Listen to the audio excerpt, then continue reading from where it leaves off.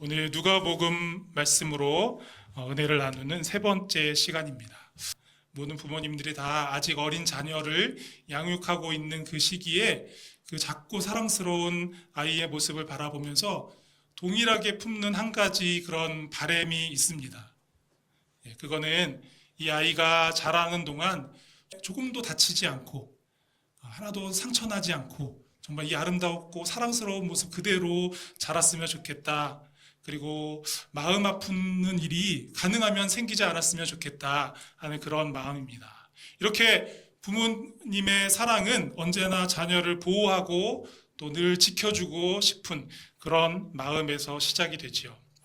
그러나 우리가 인생을 살아가다 보면 아무리 품 안에 두고 날마다 매 순간마다 지켜주고 싶은 그 자녀도 자녀가 세상 속에서 부딪히고 때로는 상처받는 일, 또 뭐 어린 시절에는 어디 가다 넘어져서 다치기도 하고 그런 일들을 막을 수가 없다라는 사실을 우리가 깨닫게 됩니다. 그리고 때로는 넘어지고 아파하며 눈물 흘리는 그런 경험들을 통해서 오히려 더 단단해지고 성숙해진다라는 것을 이제 부모로서도 배워가게 되는 거죠. 상처는 피해야 될 것이 아니라 하나님의 손 안에서 다듬어지고 새로워지는 그런 통로가 되기도 한다라는 사실을 우리가 새삼 깨닫게 됩니다. 오늘 본문 속의 마리아의 이야기도 그렇습니다. 마리아를 상상할 수도 없는 은혜의 자리로 이끄시는 그 하나님의 뜻은 그녀를 평범하고 조용한 삶에서 끌어내서 그의 삶을 완전히 뒤흔들어 놓았던 겁니다. 결혼을 앞둔 아직은 소녀인 그런 마리아에게는 감당하기 어려운 소식이죠. 천사가 전해준 소식이 그랬습니다. 그 소식을 듣고 마리아는 깊은 혼란 속에 서게 됩니다. 그러나 그것은 피하고 도망할 일이 아니었습니다. 믿음으로 반응하며 마땅히 누리고 또 나눠야 할 그런 은혜였던 것입니다. 오늘 마리아의 이야기는 하나님께서 우리 인생 가운데 예비해 놓으신 사건들, 그 사건들 가운데 귀하게 담겨져 있는 은혜가 얼마나 많은지 또 얼마나 크고 놀라운지 그것을 우리에게 발견하게 해주는 말씀인 줄로 믿습니다. 오늘 말씀을 다 나누고 난 후에는 우리의 삶 속에서 때로 아프게 다가오는 일들도 더 큰 은혜의 자리로 이끄시려는 하나님의 선하신 계획이라는 사실을 깨닫고 흔들리지 않는 굳건한 발걸음으로 걸어가는 여러분들 다 되실 수 있기를 우리 주님의 이름으로 축복합니다. 아멘. 여러분, 성경의 모든 기록을 보면 그 모든 기록과 사건들이 다 예수 그리스도에게 초점이 맞춰져 있다는 사실을 우리가 알게 됩니다. 신약 성경은 너무나 당연히 예수 그리스도에 대한 기록이고요. 대략 1600년 동안 기록된 구약의 모든 사건들과 말씀들도 이제 곧 오실 예수 그리스도를 향하고 있는 거죠. 그래서 화면에 잠깐 그 내용들을 정리해서 보면 그렇습니다. 범죄한 아담과 하와에게 하나님께서 가죽옷을 지어주시죠. 그 가죽옷은 십자가의 희생으로 죄를 덮으시는 우리 주님의 은혜를 예표하는 그러한 사건입니다. 그리고 또 우리가 잘 알고 있는 노아의 방주 이야기, 이것도 예수님 안에 구원이 있다는 사실을 우리에게 미리 가르쳐주는 그런 말씀이죠. 또 그리고 이삭의 번제, 아브라함이 100세 얻은 아들 이삭을 하나님께 번제로 바치라는 하나님 말씀에 순종해서 나아가지 않습니까? 그것도 하나님께서 자신의 독생자를 우리를 위해서 내어주셨다라는 그 사실을 미리 그림자로 보여주는 그런 말씀입니다. 그리고 또 요셉의 그 모든 인생, 요셉이 고난당하고 결국에는 승리하는 그런 요셉의 모든 인생도 버림받으셨으나 결국에는 인류의 구원자가 되시는 예수님을 예표하는 것이고요. 이외에도 많은 수많은 사건과 말씀들이 다 예수 그리스도의 사건을 미리 보여주는, 예표하고 있는 그런 말씀이라는 사실입니다. 이렇게 하나님께서는 아담과 하와가 하나님의 말씀에 불순종해서 죄의 길로 들어선 이후에 인류가 죄에서 돌이켜 하나님께로 돌아와 하나님 나라 백성으로 회복되는 그 길을 여시고자 그 길고 긴 역사의 시간을 채우는 수많은 사건들을 통해서 하나하나 차근차근 준비해 오셨다라는 사실입니다. 특별히 오늘 말씀은 그토록 오랫동안 준비하신 그 일이 이제 하나님께서 구체적으로 이루어 가시는 그런 현장을 보여주고 있습니다. 하나님께서 천사 가브리엘을 마리아에게 보내서 말씀하시는 이 사건은 우리 성경에서 가장 주목해서 보아야 할 몇 가지 안 되는 그런 사건들 중에 하나인 것이죠. 여러분 26절, 27절 말씀을 우리 한번 같이 보도록 하겠습니다. 시작. 여섯째 달에 천사 가브리엘이 하나님의 보내심을 받아 갈릴리 나사렛이란 동네에 가서 다윗의 자손 요셉이라 하는 사람과 약혼한 처녀에게 이르니 그 처녀의 이름은 마리아라. 여러분 이 말씀이 너무나 익숙하고 또 당연하게 느껴지실 수 있겠지만 하나님께서 구원자 예수 그리스도를 보내실 준비를 그토록 오랫동안 긴 역사 가운데 해오셨다라는 측면에서 보면 좀 이상한 점이 몇 가지 발견됩니다. 그 중에 첫 번째가 바로 천사가 찾아가서 예수 그리스도의 탄생을 예언한 곳이 다른 곳이 아니라 바로 나사렛이었다라는 사실입니다. 여러분 지도를 잠깐 보시겠어요? 예, 지도를 보시면 왼쪽에는 좀 넓게 본 지도고 오른쪽에는 갈릴리 나사렛 지역만 좀 확대해서 보여드리는 지도입니다. 이 지도에서 보면 나사렛은 이스라엘의 중심지인 저 예루살렘이나 유대 땅에서 가장 멀리 떨어진 당시의 사람들에게는 정말 그야말로 잘 알려져 있지 않은, 누가 나사렛에 간다 그러면 거기가 어디야? 라고 말할 정도로 그렇게 잘 알려지지 않은, 쉽게 찾아갈 수 없는 그런 곳이 바로 갈릴리 나사렛입니다. 제가 지도에다가 원을 이렇게 3개 그렸어요. 그래서 맨 밑에 원이 유대 지역이고요. 유대 지역 안에 예루살렘도 있고 여러 또 마을들이 있는 거고요. 또 중간에 원은 사마리아 지역입니다. 크게 사마리아 지역이고 그 안에 수가성도 있고, 그 지역은 이제 뭐 큰 마을들이 별로 없죠. 그리고 맨 위에가 갈릴리 지역인데, 갈릴리 지역 안에 오른쪽에 확대된 지도를 보시면은 나사렛 발견하셨나요? 네, 거기가 바로 나사렛입니다. 이 갈릴리 지역은 이런 예루살렘, 중심지인 예루살렘에서 멀리 떨어져 있는 지리적 특성 때문에 순수 이스라엘의 혈통이 아닌 혼혈 인종이 많이 거주하고 있었고요. 당연히 이방 문화의 영향이 큰 그런 지역이었습니다. 그래서 이사야 9장에 보면 이방의 갈릴리여, 이렇게 갈릴리를 부르는 것을 우리가 발견하게 됩니다. 사실 갈릴리 이방 땅이 아니잖아요. 그런데 거의 이방 땅이나 같은 수준의 그런 곳이 바로 갈릴리 지역이고, 또 나사렛 지역은 그 중에서도 너무 작은 마을, 저 시골, 아무도 기억하지 않는 그런 마을인 겁니다. 이런 이유로 유대 지역 사람들은 갈릴리 사람들을 상당히 천시했고요. 그 중에서도 나사렛은 더 변두리 시골 취급을 받았습니다. 그래서 훗날 나다나엘이 나사렛 예수를 메시아로 이렇게 소개받았을 때 나다나엘이 어떻게 반응했는지 여러분 기억나시죠? 나사렛에서 무슨 선한 것이 날 수 있겠느냐, 아주 나사렛 사람이 들으면 기분 나쁠 만한 그런 발언을 했습니다.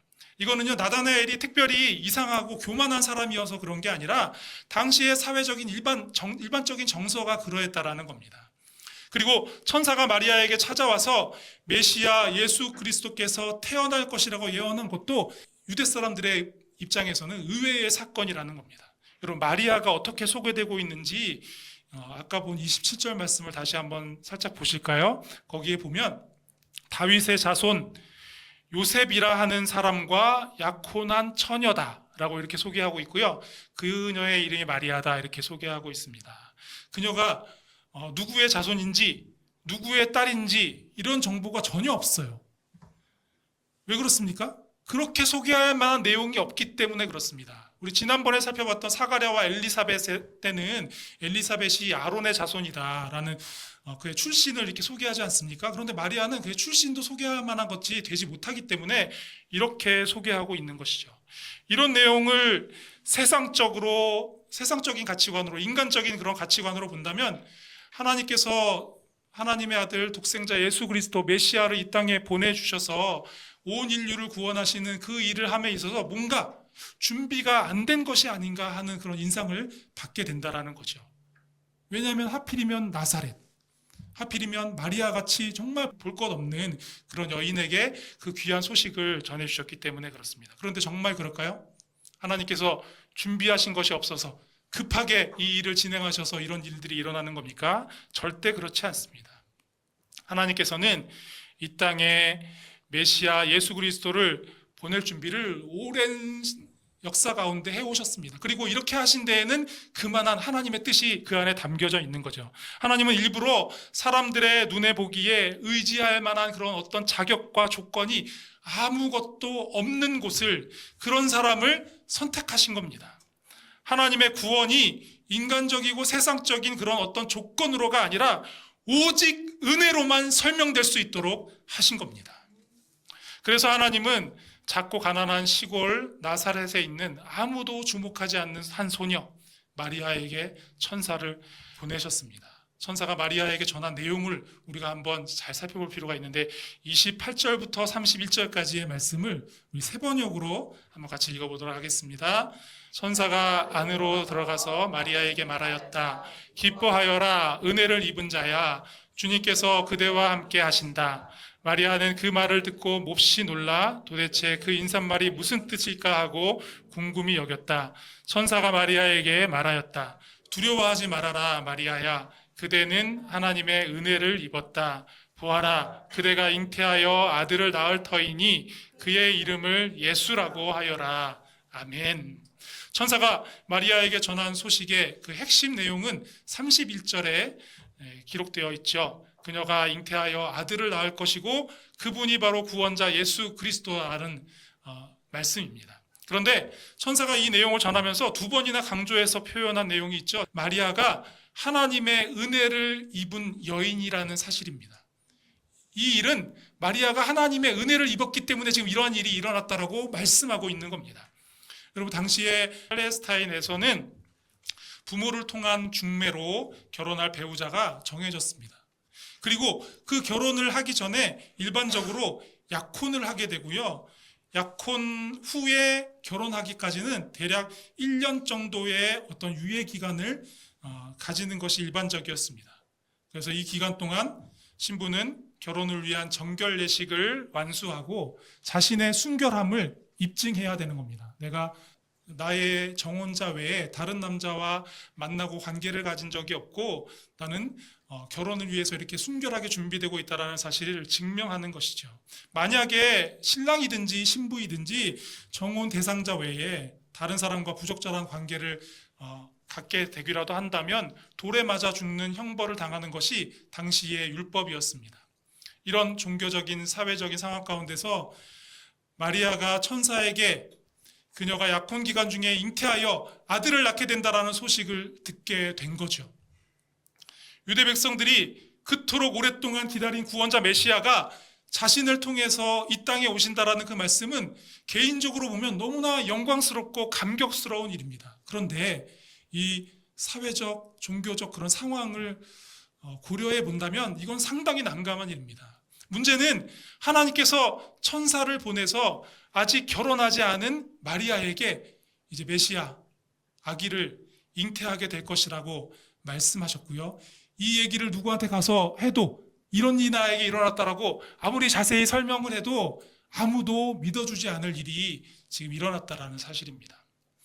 당시의 종교적 사회적 상황에 의하면 이제 마리아는 정혼한 여인으로서 절대로 있을 수 없는 부정을 저지른 그런 여인으로 정죄받게 되는 거고요. 그리고 많은 사람들에게 비난과 손가락질을 받고 끝내는 돌에 맞아 죽어도 할 말이 없는 그런 아주 무서운 상황에 처하게 된 겁니다. 그런데 천사의 말을 들은 마리아의 반응이 어떻습니까? 34절을 보시면 마리아가 천사에게 말하되 나는 남자를 알지 못하니 어찌 이 일이 있으리이까. 그리고 마리아의 이 말이 어떻게 들으면 천사의 예언을 들은 사가랴의 반응과 비슷하게 느껴질 수도 있는데요. 그러나 사실은 전혀 다른 반응입니다. 사가랴의 반응이 나는 이렇게 나이가 많은데 어떻게 내가 아들을 얻을 수 있겠습니까? 이렇게 믿음 없는 그런 반응이었다고 한다면 마리아의 반응은 그 일이 어떻게 나에게 일어나게 되겠습니까? 그 방법론에 대해서 순수한 마음으로 궁금해하는 그런 질문이라고 볼 수 있는 겁니다. 여러분, 마리아의 모습을 보십시오. 자신에게 어떤 일이 일어날지를 걱정하는 것이 아니라 내가 이제 얼마나 곤란한 일을 당하게 될 것을 걱정하는 게 아니라 천사가 말한 그 놀라운 일이 나에게 어떻게 일어날지에 대해서 순수한 마음으로 궁금해하고 있습니다. 이런 마리아에게 천사가 친절하게 대답해 주죠. 그 내용이 너무 중요한 말씀인데 35절부터 37절까지 말씀을 우리가 조금 더 집중해서 한번 같이 읽어보도록 하겠습니다. 시작. 천사가 대답하여 이르되 성령이 내게 임하시고 지극히 높으신 이의 능력이 너를 덮으시리니 이러므로 나실 바 거룩한 이는 하나님의 아들이라 일컬어지리라. 보라, 내 친족 엘리사벳도 늙어서 아들을 배었느니라. 본래 임신하지 못한다고 알려진 이가 이미 6달이 되었나니 대저 하나님의 모든 말씀은 능하지 못하심이 없느니라. 아멘. 이제 곧 마리아에게 성령이 임하시고 하나님의 능력이 마리아의 온 존재를 덮게 될 것이다, 이렇게 말씀합니다. 그렇게 거룩한 성령의 능력으로 마리아가 잉태하여 예수 그리스도께서 태어나시게 된다라고 말씀하시는 겁니다. 여러분, 우리는 신구약을 통틀어서 성경 곳곳에서 여러 사람들에게 거룩한 하나님의 영이 임하셔서 얼마나 놀라운 하나님의 일을 감당했는지 그런 사실들을 우리가 많이 발견할 수가 있습니다. 우리는 간혹 사도행전에서 오순절 성령의 임재 사건이 있으니까 그 이전에는 성령님께서 일하시지 않았다라고 생각하시는데 그것은 좀 잘못된 생각이고요. 구약에도 그러한 사건들이 많습니다. 대표적으로 요셉을 보면 요셉은 하나님의 영에 감동되어서 바로의 꿈이 무엇인지를 알고 그 꿈의 의미가 무엇인지를 바로에게 설명해 주면서 7년의 기근으로부터 수많은 사람들의 생명을 구원하지요. 이것도 하나님의 영에 감동돼서 요셉이 행한 일입니다. 또 삼손 같은 사사는 엄청난 힘으로 혼자서 수많은 블레셋 사람들을 물리치고 이스라엘의 백성들을 지키고 보호했습니다. 삼손과 여러 사사들이 이스라엘 백성들이 위기에 처했을 때마다 그들을 구원해낼 수 있었던 것도 그들에게 하나님의 영이 임했기 때문에 가능했던 겁니다. 또 신약에 보면 사도행전에 베드로와 요한이 성전 미문 앞에서 나면서부터 걷지 못하던 사람을 붙들어 일으키고 그가 걷고 뛰면서 하나님을 찬양하게 했죠. 그들이 성령의 능력을 믿고 성령님께서 인도하시는 대로 행했기 때문에 그 놀라운 기적이 가능했던 겁니다. 상상도 못한 당혹스러운 말씀 때문에 상당히 두렵고 떨리고 또 혼란스러운 마리아에게 성령의 강력한 임재가 부어질 거라고 오늘 말씀은 우리에게 들려주고 있습니다. 그 성령의 능력이 마리아의 온 존재를 덮어서 그녀를 통해 온 세상을 구원하실 분이 태어나게 된다는 이 놀라운 말씀이 온전히 이루어지게 될 것이다, 그렇게 분명히 말씀하고 있습니다. 여러분, 이 사실 여러분 믿으시죠? 마리아도 그 사실을 나에게 성령이 임한다면, 성령님께서 그 거룩한 하나님의 영이 임하신다면 그 일이 나에게, 그 놀라운 일이 일어날 수 있겠구나, 마리아도 그것을 믿음으로 받아들였습니다. 사랑하는 성도 여러분, 성령님께서 임하시면 불가능이 없습니다. 하나님께서 여러분의 삶에 두신 크고 아름다운 계획들이 우리 생각에는 멀게만 느껴지고 또 그 일이 불가능한 것처럼 보여도 성령님께서 여러분의 온 존재 안에 강하게 임재하시고 일하실 때 그 모든 것이 이루어질 것을 믿고 바라보며 나아가는 여러분들 다 되실 수 있기를 주님의 이름으로 축복합니다. 천사가 마리아에게 거룩한 성령이 너에게 임하고 지극히 높으신 이의 능력이 너를 덮으시리니 이러므로 나실 바 거룩한 이는 하나님의 아들이라 일컬어지리라, 이렇게 말씀하셨을 때 마리아는 38절에서 우리가 확인할 수 있는 대로 저는 주의 여종이 오니 말씀대로 내게 이루어지이다, 말씀대로 내게 이루어질 줄로 믿습니다, 이렇게 대답합니다. 마리아는 천사가 전해준 그 말씀이 그대로 이루어질 것에 대한 믿음을 지금 선포하고 있습니다. 그 일이 이루어졌을 때에, 그 일이 이루어지기 시작했을 때에 얼마나 큰 시련이 닥쳐올지 그것에 대해서 뭘 몰라가지고 그렇게 대답하는 것이 아닙니다. 그 시련의 파도가 강력할 것을 알지만 성령에 감동되어 말씀에 순종하기로, 감당하기로 결단한 것이죠. 여러분 39절, 40절 말씀을 한번 눈으로 보십시오. 마리아는 자신이 처한 곤란한 상황을 어떻게 해결할까 주저앉아서 걱정하고 염려하고 있지 않습니다. 그 대신에 세상을 구원하실 그 하나님의 놀라운 계획, 그 말씀이 이루어지고 있는 현장으로 달려갑니다. 그리고 그 믿음과 순종의 여정에 닥쳐올 어려움은 그냥 하나님께서 친히 일하심으로 다 해결해 주시죠. 그 내용을 우리가 한번 좀 상세하게 살펴보겠습니다. 사실 마리아를 통해서 예수님이 태어나시는 이 일의 성취는 마리아 혼자서 순종한다라고 될 문제가 아니지 않습니까? 그녀와 정혼한 요셉의 순종도 동반되어야 했습니다. 왜냐하면 그는 마리아의 배우자이기 때문에 그렇습니다. 만약에 요셉이 마리아를 외면하고 파혼을 감행하기라도 한다면 구원자 그리스도께서 다윗의 후손으로 오신다는 이 예언의 성취가 큰 장벽에 막혀서 무산되는 거 아니겠습니까? 그런데 39절과 56절 말씀을 보십시오.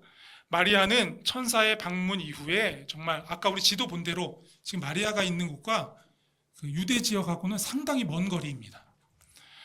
120km에 상당하는 그 거리를 이동해서 유대 지역까지 찾아가서 엘리사벳을 만나고 그곳에서 3개월을 머물렀다가 돌아옵니다. 그리고 요셉은 이때 마리아의 잉태 소식을 듣게 되는 거죠. 임신한 지 4개월이 된 마리아의 모습을 봤을 때 요셉이 얼마나 큰 충격을 받았겠습니까? 그런데 마리아는 자신에게 천사가 찾아왔었고 성령으로 잉태되었다라고, 이제 이 태중에 있는 아이가 이 땅에 메시아로 오실 분이 될 거라고 그렇게 말도 안 되는 설명을 하고 있는 겁니다. 여러분, 이 말을 들은 요셉의 심경이 어땠을까요? 마리아가 정상이 아니구나 이렇게 생각하기가 더 쉬웠을 겁니다. 아니면 뭔가 부정한 일을 저질러 놓고 그것을 감추기 위해서 거짓말을 하고 있구나라고 생각하기 쉬웠을 겁니다. 그래도 요셉은 보니까 정말 너무나 선한 사람이에요. 그렇죠? 웬만한 사람이면 정색하고 화를 내고 그의 부정을 많은 사람들 앞에 다 공개하고 이렇게 보복하려는 그런 생각을 가질 수도 있을 텐데, 요셉은 어떻게 합니까? 그녀를 위해서 조용히 파혼하려고 합니다. 약혼한 여인이 잉태한 것이 알려지면 마리아는 율법을 범한 대가를 혹독히 치러야 할 것을 너무나 잘 알기 때문입니다. 그렇다고 그대로 약혼 상태를 유지할 수도 없었습니다. 그렇게 한다면 사람들 앞에서 요셉 자신이 지금 이 약혼 기간 동안에 정말 정결하게 결혼을 준비해야 되는데, 그 결혼을 준비하는 기간 동안 부정한 행동을 마리아에게 한 것으로 여겨질 수 있기 때문에 그렇습니다. 그런데 이때 바로 이 타이밍에 천사가 요셉에게 찾아와서 하나님의 말씀을 전하죠. 마태복음 1장 18절부터 21절까지의 말씀입니다.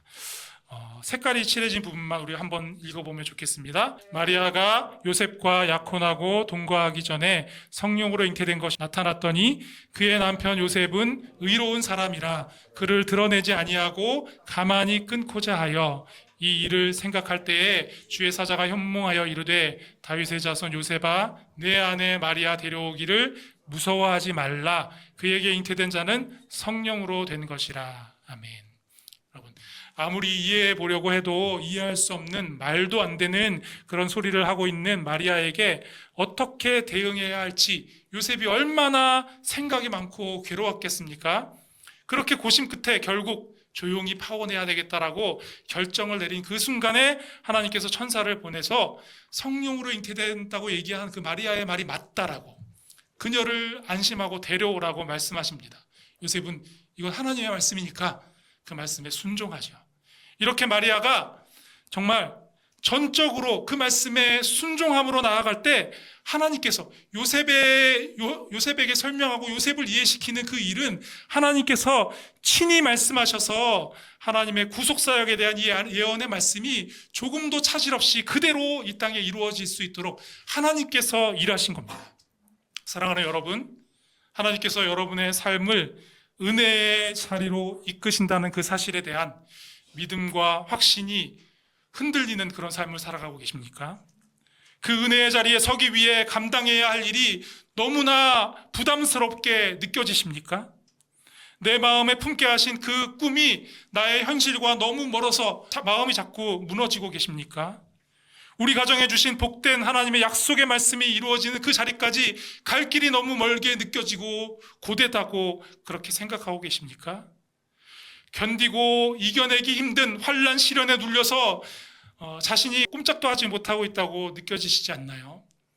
이미 우리에게 찾아오셔서 역사하시는 성령님을 의지하시기 바랍니다.